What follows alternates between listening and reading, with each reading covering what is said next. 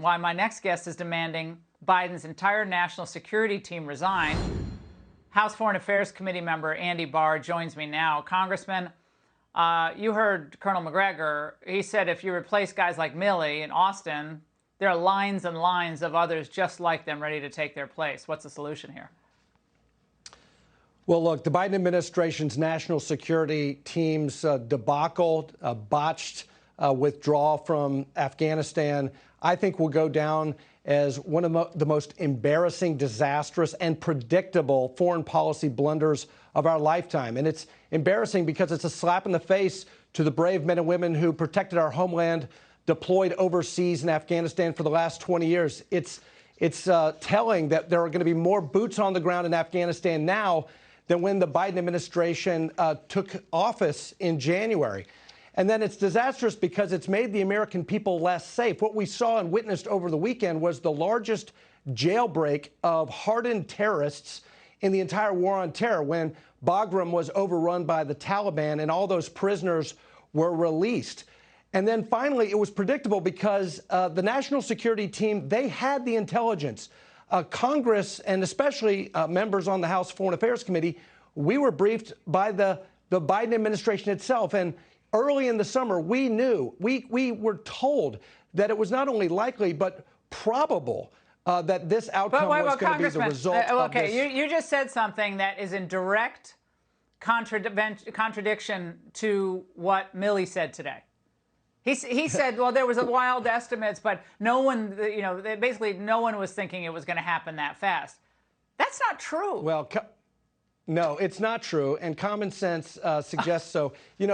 President Biden obviously is blaming everyone. He's blaming President Trump. He's blaming the Afghan National Army. He's blaming the intelligence community. But the intelligence community was briefing members of Congress on a bipartisan basis of the problems that were materializing as a result of this hasty retreat, an unplanned retreat. And members of both parties in these briefings were asking not if the Taliban was going to take control of Kabul and take control of the country, but what was the administration's response when they did it? Democrats were asking, and Republicans were asking about what was going to happen to the women and the girls. We were warning about vacating and evacuating Bagram before we could extricate all of the U.S.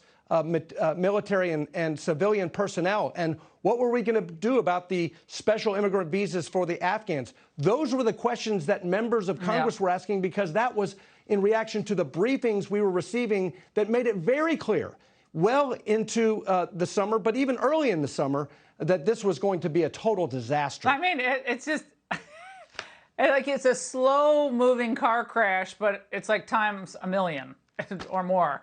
General Milley revealed, by the way, today, Congressman, who's really in charge of evacuating the Americans. The State Department, as you know, is working with the Taliban to facilitate safe passage of American citizens, U.S. passport holders, to the airport. That's the primary means.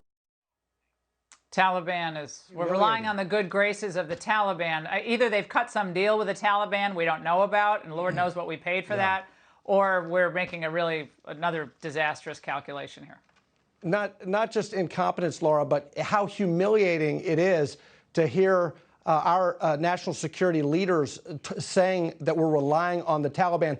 I think the problem is that these so-called leaders are more focused on re-engineering the military to be a woke organization dedicated to diversity quotas and climate change and teaching critical race theory, as opposed to doing what the military and the national security apparatus should be focused on, and that is a successful drawdown from Afghanistan and winning wars. And clearly, this administration has forgotten that basic mission of national security. Congressman, we need a major reform of the U.S. military, and I mean, most of the top brass has to be fired. I mean, you called for their resignation on the national security side, but most of these top military, there has to be accountability here.